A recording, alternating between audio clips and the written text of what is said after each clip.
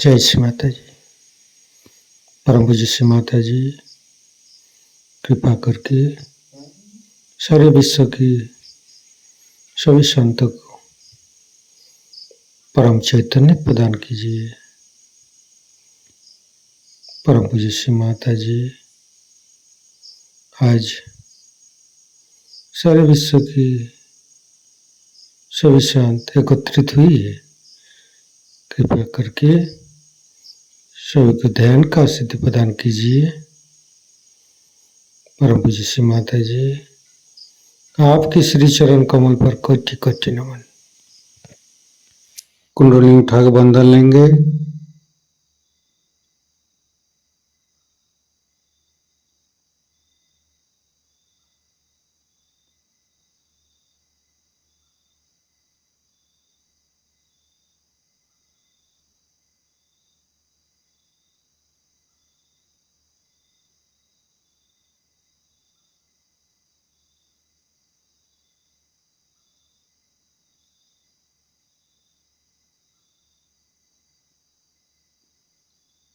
तीनों महामंत्र।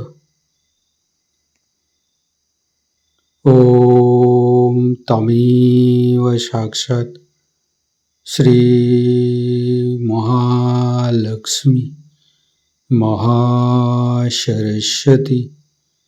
महाकाली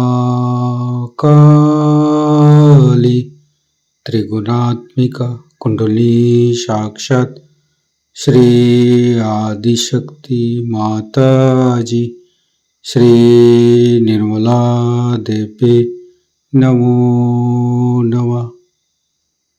ओम तमेव साक्षात् श्री कल्की साक्षात् श्री आदिशक्ति माता जी श्री निर्मला देवी नमो नमः।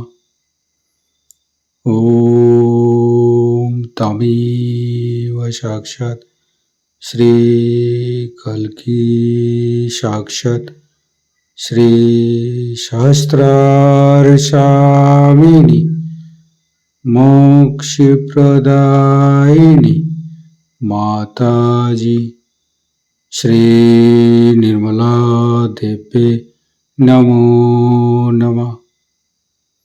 गणेश मंत्र। ओम तमेव साक्षात् श्री गणेश साक्षात् श्री आदिशक्ति माता जी श्री निर्मला देवी नमो नमः। दोनों हाथ खोल के श्री माता जी के सामने बैठेंगे। माँ के बिंदी को देखते रहेंगे। मन में ध्यान का स्थिति लेके आएंगे। मन में अच्छे अच्छे भाव अच्छे अच्छे चिंता लेके आएंगे।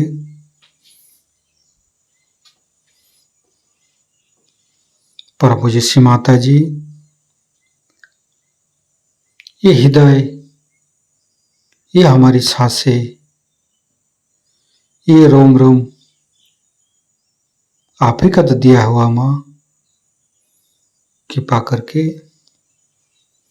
आप हमारे हृदय पर आइए और हमारे हृदय में माँ जगदम्बे के रूप में समस्त बाधाएं को समस्त रोगों को दूर कीजिए माँ। हे आदिशक्ति माँ कृपा करके हमारे हृदय को सच कीजिए। सच हृदय कमलासन पर श्री चरण को स्थापित कीजिए माँ। संपूर्ण चित्त अपना हृदय पर परम पूज्य श्री माता जी को देखते रहेंगे। हृदय के अंदर परम पूज्य श्री माता जी आपकी पूजा हमारे हृदय पर होने दीजिए माँ। हे आदिशक्ति माँ हम अज्ञानी हैं। हमारी अज्ञानता के बस में यदि आपकी शान के खिलाफ कोई गलती हुआ हो कृपा करके आप मुझे क्षमा कर दीजिए माँ। हे आदिशक्ति माँ, हमारे हृदय पर आइए। फिर धीरे धीरे चित्त को हम मूलाधार चक्र पर ले जाएंगे। लेफ्ट मूलाधार, राइट मूलाधार, मध्य मूलाधार देखते रहेंगे। हे भगवान, हे आदिशक्ति माँ, आप ही तो प्रभु गणेश है। कृपा करके हमारे शरीर की तीनों नाड़ी, सातों चक्र के अंदर समस्त दोषों को, समस्त रोगों को, समस्त बाधाओं को दूर कीजिए माँ। हे परमपिता परमेश्वर, हम कभी अतीत में चला जाते, कभी भविष्य में चला जाते, हमें मध्य में स्थापित कीजिए, हमें वर्तमान में स्थापित कीजिए माँ। संपूर्ण चित्त शरीर के मध्य भाग पर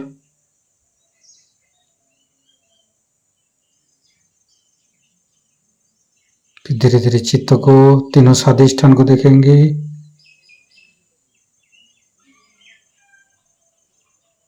तीनों नाभि, लेफ्ट, राइट, मध्य। श्री माता जी, आप ही तो संतोष प्रदान करते हैं। कृपा करके हमें संतोष प्रदान कीजिए, हमें उदार बनाइए। फिर धीरे धीरे चित्त को लेफ्ट हृदय, आदिशक्ति माँ, आपकी परम कृपा में हम शुद्ध आत्मा है। कृपा करके हमारी आत्मा को परमात्मा के साथ जोड़िए माँ। हे आदिशक्ति माँ, आप ही तो शिव पार्वती है। कृपा करके हमारे बाएं हृदय पर आइए और हमारी आत्मा को परमात्मा के साथ जोड़िए। धीरे धीरे चित्त को राइट हृदय, परम पूज्य श्री माता जी, आप ही तो सीताराम जी है।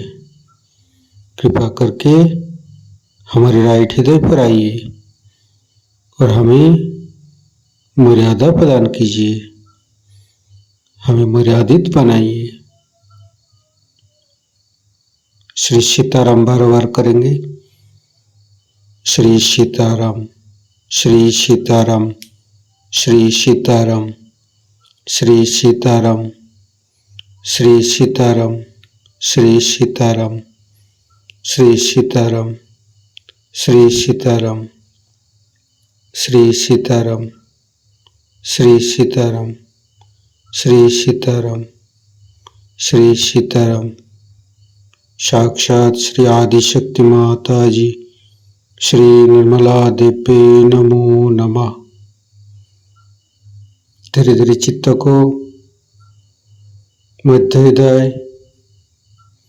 परम पूज्य श्री माता जी, कृपा करके हमारे मध्य हृदय पर आइए और हमें साहसी बनाइए। फिर संपूर्ण चित्त, तीनों विशुद्धि, लेफ्ट विशुद्धि, राइट विशुद्धि, मध्य, परम पूज्य श्री माता जी, कृपा करके हमारी गला में माधुर्य प्रदान कीजिए माँ। श्री माता जी, आप ही तो राधा कृष्ण है। कृपा करके हमारे गला पर आइए। फिर धीरे धीरे चित्त को फ्रंट आज्ञा, परम पूज्य श्री माता जी, हमें क्षमाशील प्रदान कीजिए। जीसस मेरी माता मंत्र लेंगे। ओम तमेव साक्षात श्री जीसस मेरी माता साक्षात श्री आदिशक्ति माता जी, श्री निर्मला देवी नमो नमः। फिर बैक आज्ञा, सहस्त्रार, परम पूज्य श्री माता जी, हमारे अंदर अहंकार पति अहंकार को दूर करके हमारे ब्रह्मरंध्र को खोल दीजिए। हमारे शास्त्रार पर आइए, संपूर्ण चित्त शास्त्रार पर रखेंगे। शास्त्रार के साथ लेफ्ट हृदय को जोड़ेंगे, फिर राइट हृदय के साथ शास्त्रार को जोड़ेंगे, फिर मध्य हृदय के साथ जोड़ेंगे,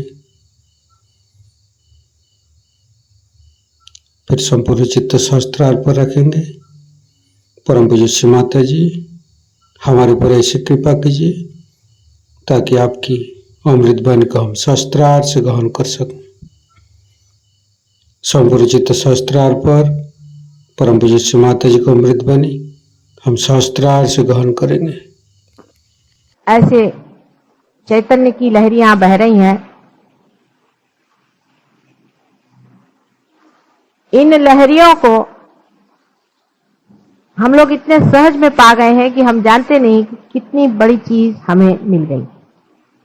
पहला तो सबसे बड़ा जो प्रॉब्लम है वो कि इतनी बड़ी चीज इतने सहज में कैसे मिली। जैसे कि एक छोटी सी चीज समझ लीजिए कि मानव का जन्म हम लोग इतने सहज में पा लेते हैं कि हम ये जानते ही नहीं कि मानव जन्म पाना जन्म जन्मांतर की मेहनत के बाद बड़ी मुश्किल से मानव का जन्म होता और उसका पुनर्जन्म तो बहुत ही जन्म जन्मांतर की मेहनत के बाद और खोज के बाद पुनर्जन्म होता।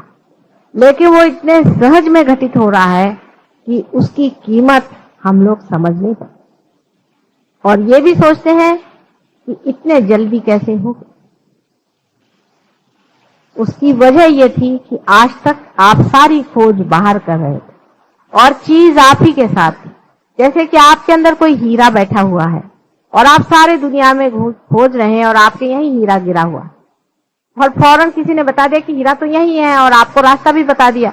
आपने हीरे को पकड़ लिया। फिर आप ये थोड़ी कहेंगे कि अरे इतने जल्दी कैसे। आप तो यही कहेंगे कि अरे मैं यही था और मैं दुनिया भर में कहां खोजता फिर रहा था। ये बात वास्तविक हो रही है। जब हमें सहज योग से ये दशा प्राप्त होती है तो वास्तविक में हमें इसकी प्राप्ति इतनी सहज में होती है कि हम समझ नहीं पाते कि कहां से कहां पहुंचे। या ये कहिए कि आधुनिक युग में जिस तरह से आप एकदम से चंद्रमा पे पहुंच जाते हैं, पता भी नहीं चलता। आप अगर चंद्रमा में एक क्षण में अगर पहुंच सके, ऐसी कोई व्यवस्था हो जाए तो आप हो सकता है कि आप ऐसे ही महसूस करेंगे कि हम ये कहां पहुंच गए। कैसे हो सकता है चंद्रमा में हम एक क्षण में कैसे। इसी तरह से ये घटना जो है इतनी सहज में होती है, इतने सहज में ये घटना होती है कि आपको ऐसा लगना स्वाभाविक।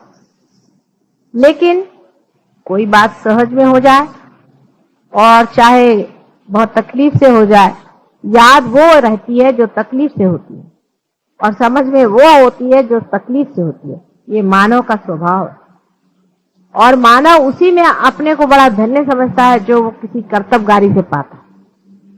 बाप ने अगर लाखों रुपए की भी उसको स्टेट दे दी तो उसकी वो विशेषता नहीं समझ, पर उसके कमाई से उसने अगर 2 रुपए भी मेहनत से कमाए तो उसको बड़ी भारी चीज समझता है कि मेरी कमाई।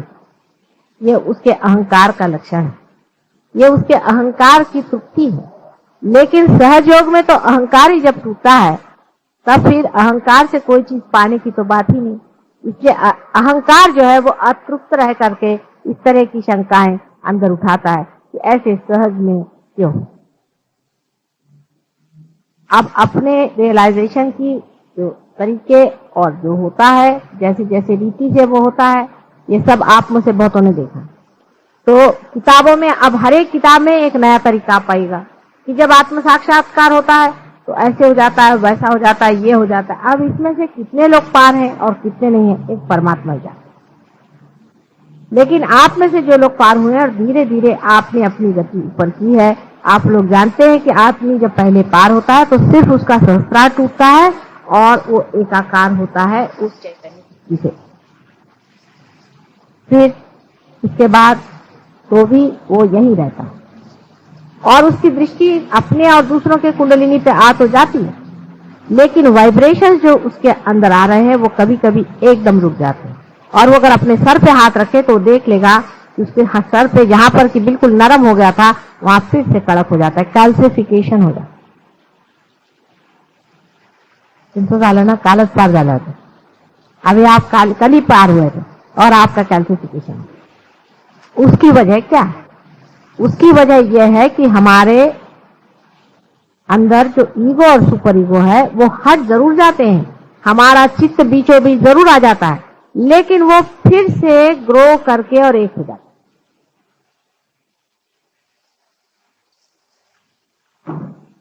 वो फिर से ग्रो करके एक हो जाता है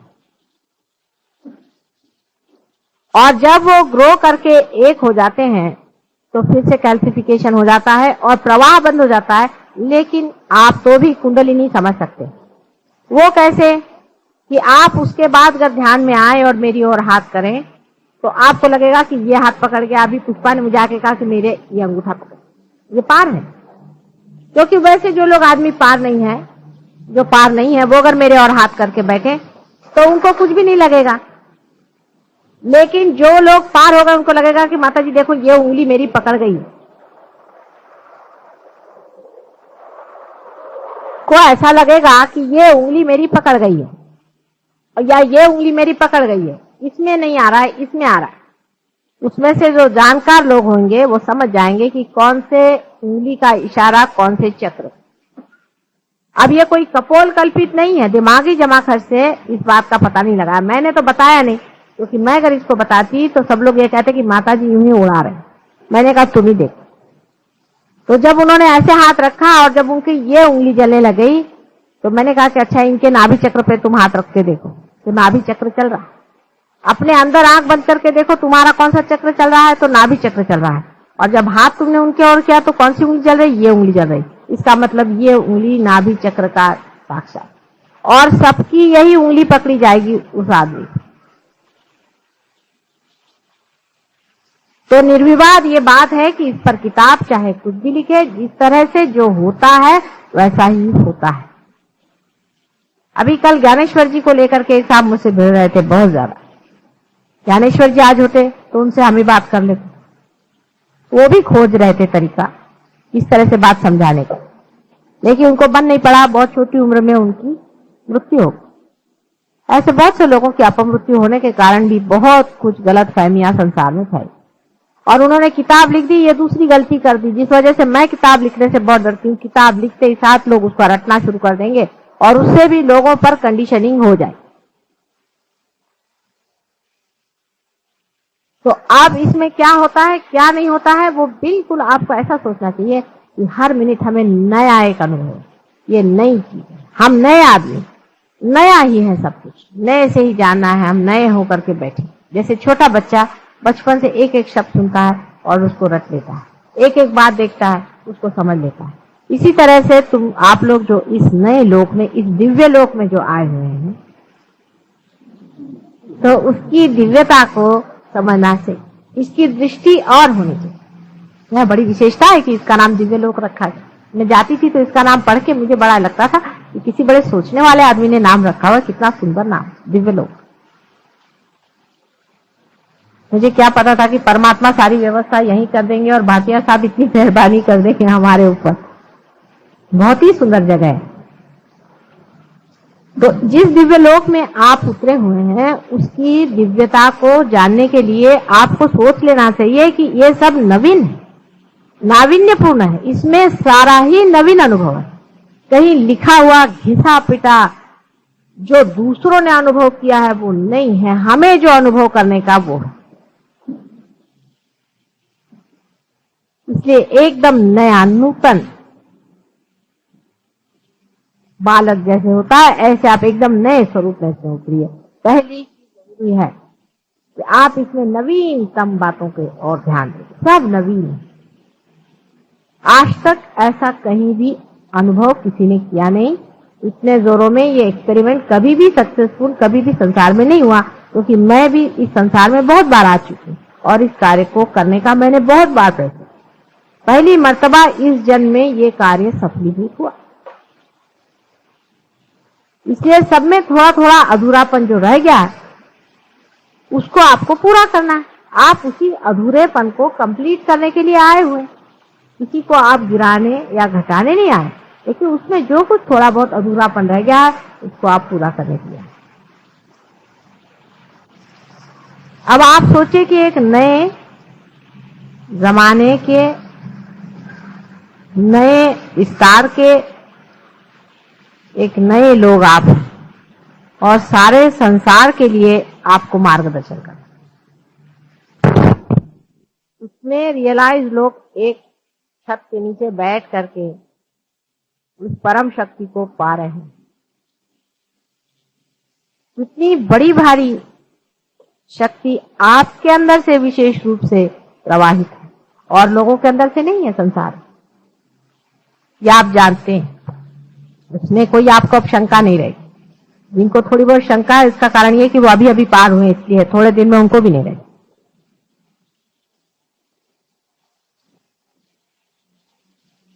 तब ये जरूरी हो जाता है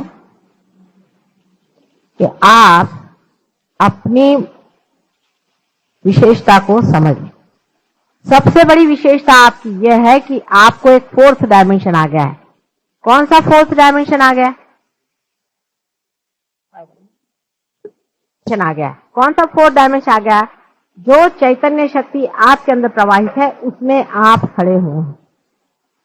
अब आप इसमें से उसमें कैसे जा सकते हैं, ये बड़ा महत्व का पॉइंट है, आप समझिए।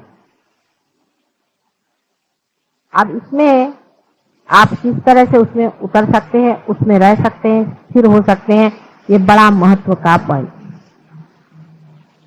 अब आप देखिए अगर अपने चित्त की ओर, तो आप देखेंगे कि इसमें एक तरह का एक्सपेंशन होता है और ये ऐसे अंदर खिंचता भी है। अपने चित्त की ओर देखिए, अपने चित्त की ओर देखिए, ये ऐसा लगता है जैसे कहीं जैसे किसी चीज पे जाता है और आप चाहे तो उसको हटा सकते।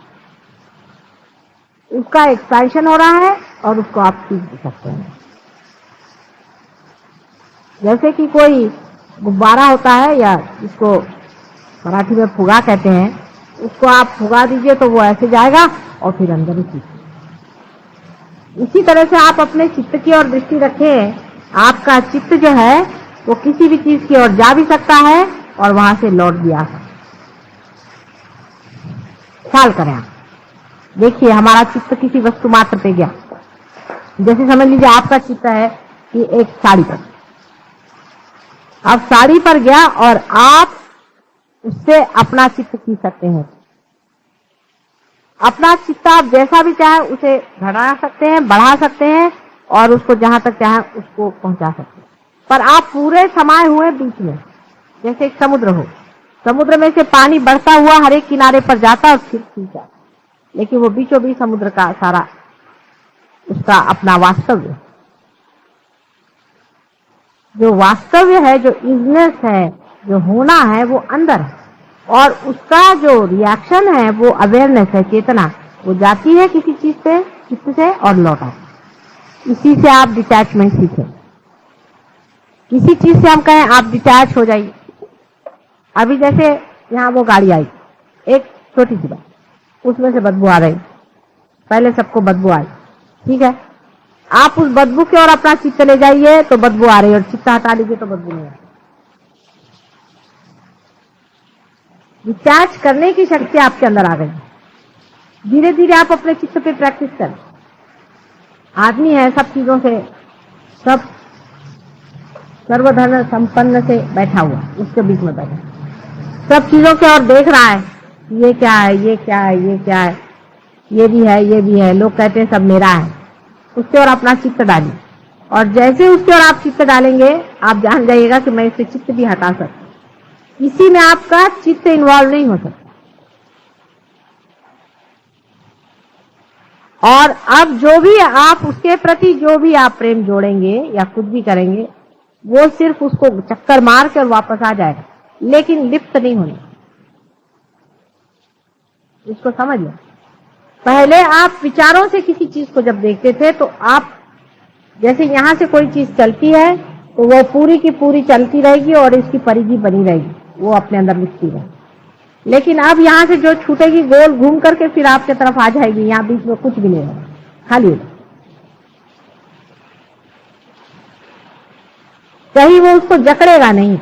ममत्व इस तरह से छूटता है हर एक चीज। शरीर मन बुद्धि का तो छूटता ही है, लेकिन और भी जितने कृत्रिम हमारे अंदर बहुत सारे, हम सिर्फ मानव है पहले और आखिर और हमेशा। ये जो सत्य है, ये सत्य भी इस तरह से छूटता है क्योंकि हमने अपना ममत्व जो है उसको तोड़ा। और ममत्व तोड़ने का तरीका ध्यान का यही है कि आप अपने चित्त को हर समय उसको बढ़ाएं, उसका मजा देखें। अब बढ़ गया, वहां तक गया और फिर आप उसको वापस ले। ये आपकी विशेष शक्ति आपको रियलाइजेशन के बाद में आई। अभी तक मैंने पहले बताया ही है बातें बहुत सारी, जो पहले इसमें मैंने आपको बताया था।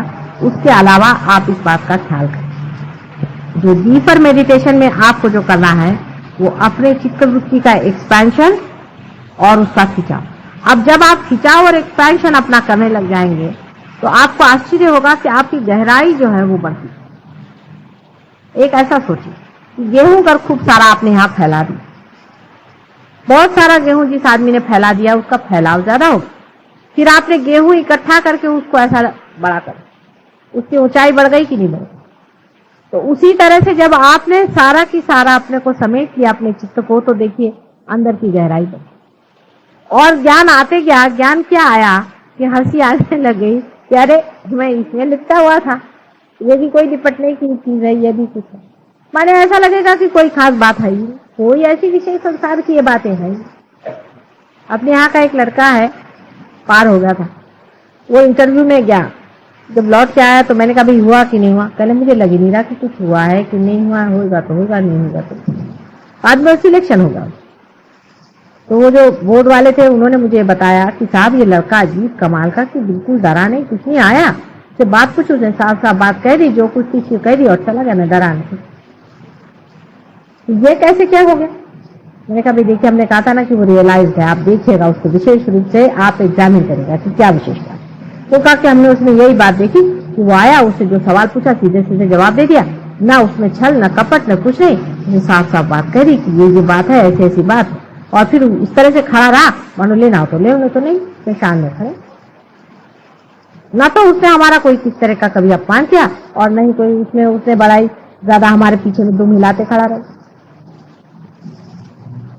चित्त भी ऐसा ही है। जब चित्त में विकृति रहती है, क्योंकि मनुष्य में दिव्यता तभी आती है जब वो पार हो जाता है। जब उसका चित्त हर जगह में उलझा रहता है तो उसके चित्त में विकृति आती है। समझ लीजिए कि जैसे कोई, ये आपने देखे होंगे बहुत से पेड़ों में से ऐसे जिसको टेंड्रिल्स कहते हैं वो निकलते हैं, खासकर जो कि चढ़ने वाले ये होती हैं बेलें, उनमें से ऐसे निकल करके वो इसको पकड़ लेती, फिर उसको पकड़ लेती, फिर उसको पकड़ लेती है, तब वो बेचारी धीरे धीरे धीरे धीरे ऊपर चढ़ती है। उसी तरह से जो मानव पार नहीं हुआ रहता है, वो भी कभी इसको पकड़ता है, उसको पकड़ता है, उसको पकड़ता है, इस तरह से वो अपने को खड़ा करता है किसी तरह से। कभी तो सोचता है कि अरे मेरे पास पोजीशन नहीं है तो मैं दुनिया में कैसे चलूंगा, अरे मेरे पास पैसा नहीं है तो मैं दुनिया में कैसे चलूंगा, अरे मेरे पास ये नहीं तो मैं दुनिया में कैसे चलूंगा। लेकिन जो पेड़ अपनी तना पे खड़ा हो जाता है वो स्वतंत्रता में अलग से खड़ा है। लेकिन यही बात आपके साथ भी हो रही, आप अपनी तना पे खड़े हैं ही, लेकिन भय के कारण आप अपने अंदर से टेंट्रिकल निकाल करके, टेंड्रिल्स निकाल करके इसको पकड़ रहे हैं, इसको पकड़ रहे हैं, इसको पकड़। जैसे आपको पता आप तना पे खड़े हैं, ये आपको दूसरी बात पता है। पहली तो ये कि चित्त का निरोध नहीं करने, उसको रोकने का नहीं, चित्त कहीं उलझेगा ही नहीं। आप कोशिश करें तो चित्त कभी उलझेगा नहीं। एक डीप मेडिटेशन में आप प्रयत्न करें, कोई सा भी बड़ा सा प्रश्न आ जाए आप उसकी ओर देखें और देखते साथ आपको आश्चर्य होगा कि चित्त जाता है और लौट आता है, चित्त कहीं उलझ नहीं जाता। फिर आप ये सोचें कि समझ लीजिए कोई बड़ी भारी दुखद घटना हो, तो आप ये सोचिए कि यहाँ दुखद घटना हुई, लेकिन संसार तो वैसे ही चल रहा है। दुख और सुख जो है वो एक हमारा दिमागी जमा खर्च। ऐसी कौन सी बात हो गई है जो हमें बड़ा दुखी बनाती है या हमें बड़ा सुखी बनाती है? या ऐसी कौन सी चीज है या अरुचि, किसी आदमी से हम नफरत करें और किसी से ऐसी कोई भी बात नहीं है जिसमें ये होना चाहिए। धीरे धीरे आपका चित्त का बढ़ना बहुत जोरों में प्रसारित होने लग जाता है और उसके बाद चित्त जब बिल्कुल सबल हो जाता है, बिल्कुल पूरी तरह से सबल हो जाता है, तब फिर जिसको कि हम लोग देखते हैं, उन्होंने भी देखा कि आपके हाथ वाथ जलते हैं, किसी को हाथ लगाने से हाथ जलते हैं, किसी को कुछ करने से पकड़ जाता है, शुरू में ऐसा होगा और उससे दूर रहना चाहिए। जहां तक हो सके एकदम आग भट्टी में मत डालिए। जब लड़की खाना बनाना सीखती है तो पहले एक छोटे से चूल्हे पर थोड़ा सा कपड़ा लगा करके धीरे धीरे, फिर उसके बाद जरा उसका हाथ जलना सीख लिया तो फिर वो बड़े चूल्हे पर काम करना सीखती है। उसमें भी वो पहले संती लेती है, फिर एक तवा लेती है, फिर उसके ऊपर में वो रोटी सेकती है। उसके बाद जब वो एक्सपर्ट हो जाती है तो हाथी से रोटी बना लेती है, चूल्हे में हाथ डाल करके भी वो ठीक से ऐसे ऐसे कर सकती है। उसी तरह से शुरू में आप जिसको हम इविल भी कह रहे हैं, जिसको हम बुरा भी कह रहे हैं, वो भी गिरते। फिर जो इविल करके जो चीज है वो आप जहाँ खड़े होंगे वो खुद ही भाग खड़ी हो जाएगी, वहां रहेगी, कुछ आप पे असर ही नहीं आने वाला उस चीज। ये दशा जब आ जाएगी तब फिर माँ का प्रोटेक्शन की क्या जरूरत है, आप खुद ही बड़े हो जाएंगे। तब फिर आपको किसी का पकड़ेगा नहीं, किसी का कुछ नहीं, कोई कहीं पर भी कुछ हो आप जाइएगा, आप देखिएगा कुछ नहीं, जो जहाँ पहुंचे वहीं सब भाग रहे हैं, वहां खुद ही वो टिकने नहीं वाले। इतनी समर्थता जिस दिन आ जाए उस दिन ये प्रश्न हमेशा के लिए टूट जाए। लेकिन जैसा मैंने उसके लिए कहा था कि उसके दो ही तरीके हैं, एक तो अंदर का मेडिटेशन और एक बाहर का देना। अब अपने आप से हाथ से चीज जा रही है। पहले तो कहते हैं कि भाई अच्छा कर्म करो, अच्छा करो बुरा करो, अच्छा और बुरा ये भी मनुष्य का विचार हो जाए। जब कर्म अकर्म हो जाए, माने कर्म की भावना ही नहीं रहे कि हम कर्म कर रहे हैं, जैसे सूर्य की रोशनी है, वो कौन सा कर्म कर रहा है, वो अकर्म में है, लेकिन कर्म तो हो रहा है उसके हाथ। जिस वक्त में पूरी तरह से अकर्मता आ जाए, माने हाथ में से चीज बह रही है और हो रहा है, तो जो कुछ भी अपने अंदर कर्म पहले के इकट्ठे हुए हैं, जिसको कहते हैं कि कर्म फल आपको भोगना पड़ेगा। बहुत से लोग बीमार आते, माता जी हमारे कर्म के फल है, आप क्या ले लीजिएगा, हमने कहा ले लेंगे, कोई चिंता की बात नहीं। गंगा जी में आए तो धुल जाना ही चाहिए सब चीज। तो अगर आपके कर्मों के फल, आपके हाथ पैर अगर दुख रहे हैं या कुछ आपको बीमारी हो गई, कुछ तकलीफ हो गई, तो ऐसी कोई बात नहीं, वो तो हम ले ही सकते। लेकिन आपके कर्म शरीर से उठ करके मन में चलेंगे। अब मन में के कर्म कैसे निकलेंगे? वो तो यहां से भाग खड़े होंगे माता जी की वजह से, चाहे शरीर ठीक हो, लेकिन अब मन के अंदर वो कर्म बैठे हुए हैं। आप पार भी हो गए तो भी अब ये गंदगी निकलेगी क्या? इसलिए यही कर्म जब आप करते रहेंगे तो अकर्म में ये सब बह जाए, और जितना आप इस जन्म में कर डालेंगे उतना ही कर्म खत्म हो जाएगा।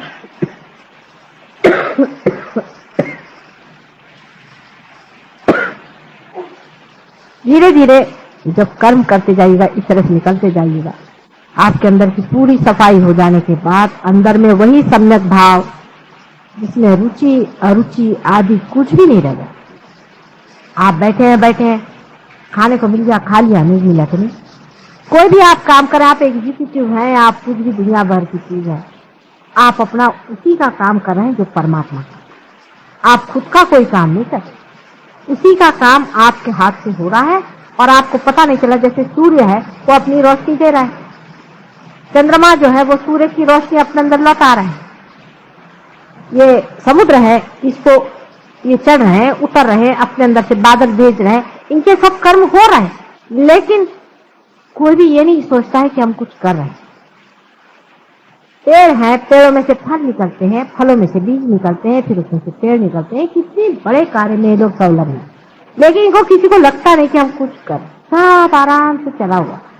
सिर्फ मनुष्य में ही प्रश्न हो गया है, वो लोग तो सब हारमोनी में है, हम लोगों में प्रश्न हो गया, क्योंकि मनुष्य के अंदर परमात्मा ने ही खास कर ये अहंकार का वरदान दिया कि जिससे हम उसे जाने। लेकिन अहंकार को मारने से मरता नहीं, ये हम लोगों ने देखा हुआ, इसलिए वो अपने आप जैसा छूट जाए वही तरीका सहज योग का है, वो अपने आप छूट जाता है, वो भी आपने देखा। लेकिन करना क्या चाहिए कि अपने हाथ से जितना भी कर्म हो सके करें, और दूसरा है डीप मेडिटेशन में आप जब तक आपकी वो दशा नहीं आ जाती जहां कुछ बुराई और अच्छाई नहीं रह जाती। आपने मुझे देखा, मैं कहीं भी जाती हूँ, मुझे ना तो कोई नेगेटिविटी पकड़ती है, ना मुझे कोई भूत पकड़ता है, ना मेरी उंगली पकड़ती, ना हाथ में। हर समय वैसा ही प्रवाह रहता है। अगर आप लोगों को अगर मेरे सर से कुछ गर्मी लगे, इसका मतलब है आप ही के अंदर कुछ न कोई दोष आ गया। ये इसका सामने आपके सामने उदाहरण है। मैं भी आप जैसी ही हूं ना, लेकिन आपके सामने उदाहरण। इसी तरह से जब आप भी हो जाएंगे कि जिसमें ना तो कोई शैतान रह जाएगा, ना कोई बुरा रह जाएगा, जो आपके सामने आएगा वो आपके प्यार में घुलना ही चाहिए, और नहीं घुले तो वो भाग जाए। ऐसी चीज दिन दशा आएगी, उस दिन फिर आपको इस प्रोटेक्शन की जरूरत नहीं रहेगी। और प्रोटेक्शन के बहुत सारे तरीके आप ही लोगों ने ढूंढ के निकाले। उसमें से कुछ तरीके जो हैं, आप चाहे तो ये लोग बता सकते हैं आपको, कोई भी यूज करके जो ये लोग इस्तेमाल करते हैं, या आप इनसे पूछ सकते हैं।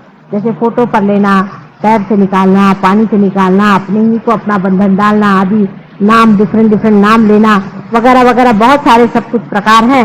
उसके मामले में आप चाहें तो इन लोगों से अगर बात करें तो ये लोग सब बता सकते। लेकिन रियलाइज आदमी को ध्यान में आते वक्त पहले बैठ करके देखना चाहिए कि माता जी से जो आ रहा है उसमें कहीं हमारी कोई पकड़ है।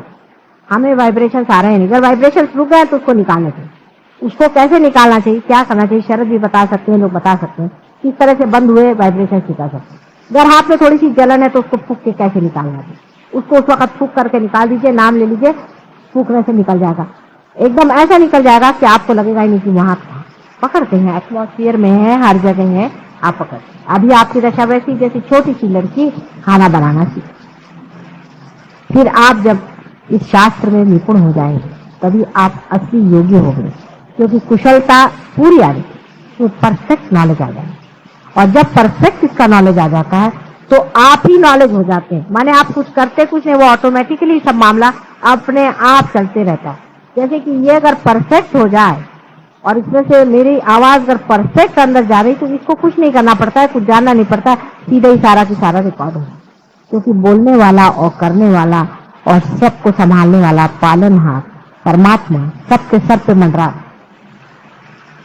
रियलाइज लोगों को एक बात और भी पता होगी, ये भी बहुत जरूरी बात है, जिसको जान लेने से आपको एक तरह की निर्भरता आ सकती है।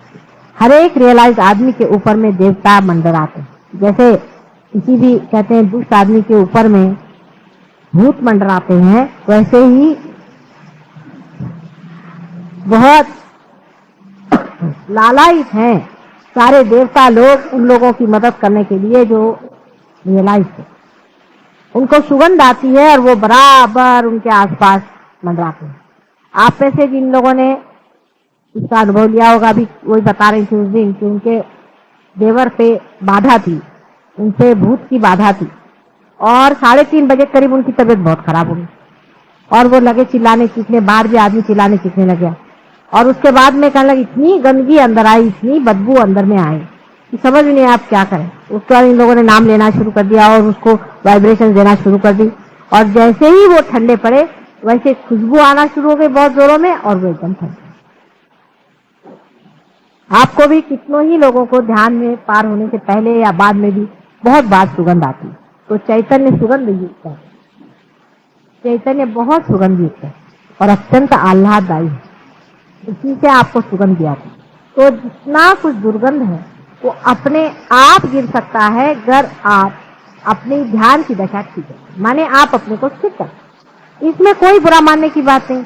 आपने देखा शरद हैं, हम कहते हैं शरद काफी ऊंचे हैं, मोदी हैं बहुत ऊंचे हैं, ये ऊंचे हैं, देवड़े हैं, चंदू भाई हैं, आदि बहुत सारे लोग हैं। आप जानते हैं श्रॉफ साहब भी आगे चले गए, अपने लाल साहब आगे चले गए, बहुत से लोग आगे चले गए। मैंने उनके नाम लो तो मेरे ख्याल से कि अधिकतर सभी लोग आगे चले गए, और तो भी सब लोग पकड़ते ही हैं थोड़ा बहुत। किस का नाम ले रहे, सभी लोग थोड़ा थोड़ा पकड़ लेते। शरद ने अभी पकड़ लिया था पूरी तरह से, 3 दिन पहले उन्होंने बहुत बुरी तरह से पकड़ लिया था। ठीक है, पकड़ लिया तो पकड़ लिया, लेकिन समझ में आ रहा है कि पकड़े हैं, इसकी हालत हो रही, पकड़ गए, ये समझ में आ रहा है। उसको निकाल डालना बहुत आसान है, रियलाइज आदमी के लिए तो बहुत ही आसान। उसको किसी तरह से निकाल डालना चाहिए। वो कैसे निकालना चाहिए, क्या करना चाहिए, उसकी क्या क्या विधियां हैं, ये लोग सब जानते हैं, और अपने ऊपर एक्सपेरिमेंट करे करें। इसको समुद्र में खड़े होकर के भी निकाल सकते हैं। बहुत से पहले रियलाइज लोग जाके पानी में बैठ जाए, सच्ची बात, क्योंकि बेचारे इतने परेशान होते थे, उनकी उंगलियां जलने लगती थी। तो यहाँ गगन बावड़ा महाराज है, तो वो जब पार हो गए तो उसके बाद वो पानी में बैठते उनकी उंगलियां जो जल करके छोटी छोटी हो गई उनमें क्यूरेटिव पावर तो आ गए थे, लेकिन उनको ये नहीं मालूम कि उनकी उंगलियां क्यों जल जल के छोटी हो। उनकी उंगलियां जल जल के इसलिए छोटी हो गई क्योंकि आप जानते हैं आपके भी हाथ जलते रहते हैं। अब बेचारों को पता ही नहीं था, मुंबई शहर में वो अब आते ही नहीं आते, क्योंकि मुंबई शहर में इतने हाथ जलते हैं उनके हाथ बहुत ज्यादा जलते होंगे। अब उनको पता नहीं था कि किस तरह से इसको ठीक करो, तो बेचारे जा करके वहां बैठ गए, विशाल गड़ा रहते, हाँ वहां जाके बैठ गए और वो पानी में बैठे रहते हैं। क्योंकि अब आपको तो कोई बताने वाला है, कोई जानकार समझाने वाला है कि हाथ जल रहे, कोई हर्ज नहीं, इस तरह से निकाल डालो, अपने हाथ बचे। हमारे देवड़े साहब के हाथ दो चार लोगों से ऐसे बुरी तरह से जले थे वो तो किसी किसी को देख के बिल्कुल नर्वस हो जाते हैं माता जी। इनसे कल वो दाढ़ी वाले जो आए थे उनको देखते साथ उनके दोनों हाथ आकाश में घूमने लगे। तो आप चीज को सोच लीजिए कि आपको कोई बताने वाला, समझाने वाला है कि रियलाइजेशन के बाद कितनी डेंजरस रास्ता, कोई भी आपको पकड़ सकता है। आप बिल्कुल छोटे से बच्चे हैं, बिल्कुल, और ऐसे छोटे से बच्चे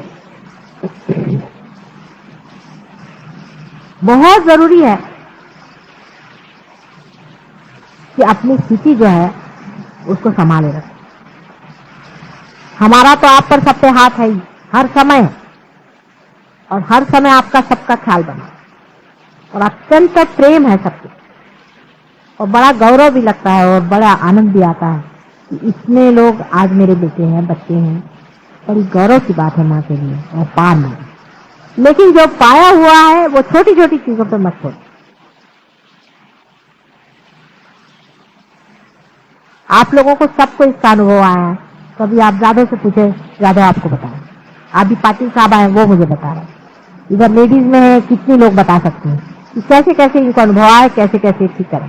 मतलब कोई भी प्रॉब्लम हो उसको तो मैं सॉल्व कर सकती हूँ, पर थोड़ा थोड़ा आप भी सीखें, आप भी करें, आप भी सीखे, जाने इस चीज से। आप ही डॉक्टर और आप ही दवा, आप ही के हाथ से जाने वाला है, आप ही उसको समझने वाले। तो उसमें थोड़ी सी कहीं चोट वोट लग भी गई तो माँ बैठी हुई ठीक करने के लिए, कोई चिंता की बात नहीं।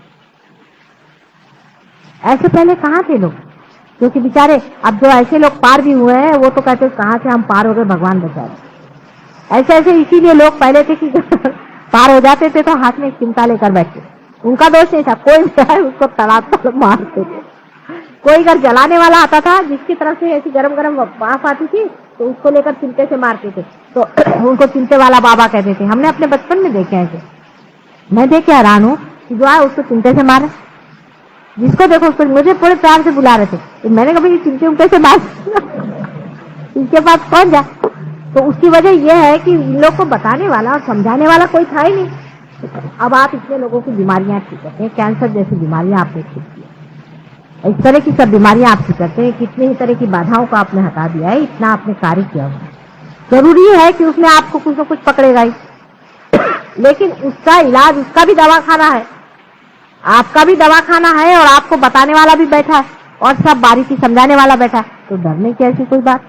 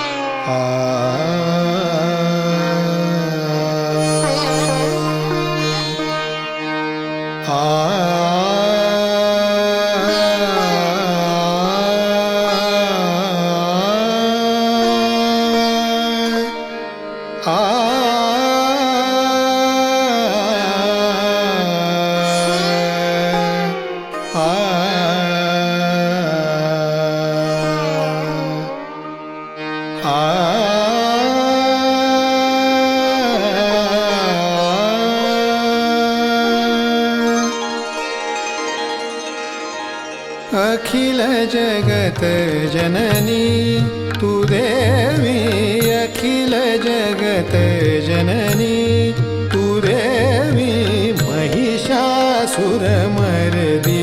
भवतारिणी, महिषासुरमर्दिनी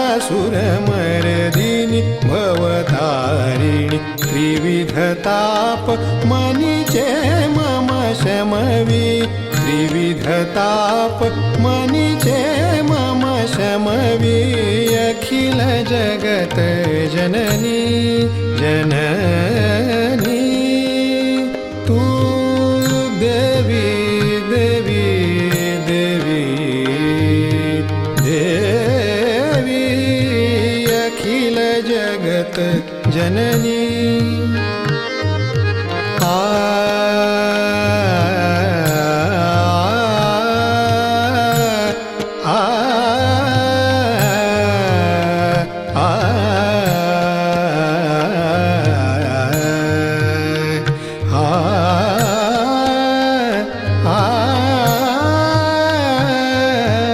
अखिल जगत जननी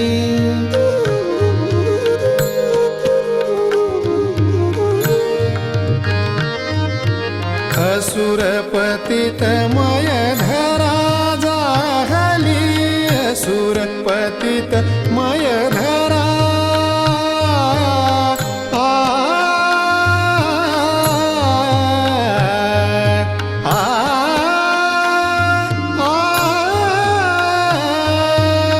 सुरपतित मय धरा जाहली,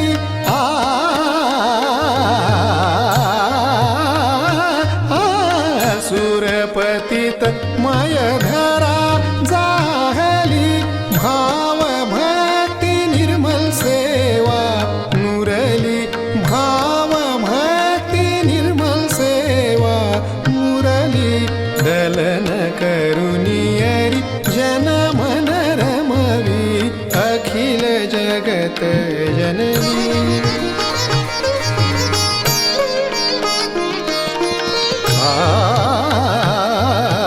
अखिल जगत अखिल जगत जननी,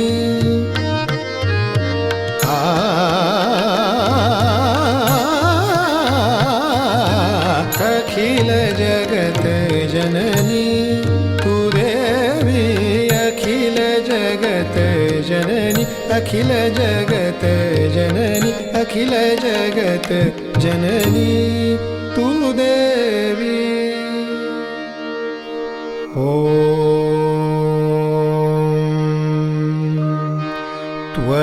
त्वमेव साक्षात् श्रीजगदम्बा साक्षात् श्री आदिशक्ति माताजी,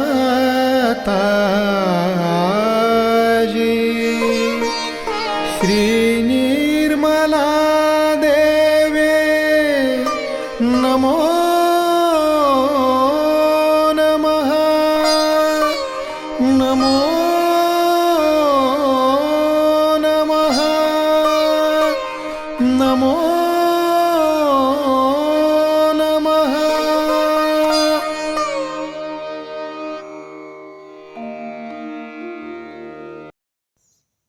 संपूर्ण ध्यान का स्थिति, निर्विचारिता का स्थिति, इस स्थिति पर परम पूज्य श्री माता जी को परम चैतन्य अनुभव करते हुए परम चैतन्य की वर्षा अनुभव करते हुए थोड़ी देर रहेंगे। प्रे करेंगे परम पूज्य श्री माता जी, आज का एवं अमृत ध्यान पर आपने जो हमको परम चैतन्य अनुभव कराया, इसके लिए मैं आपको कोटि कोटि नमन। कुंडली उठा के बंधन लेंगे।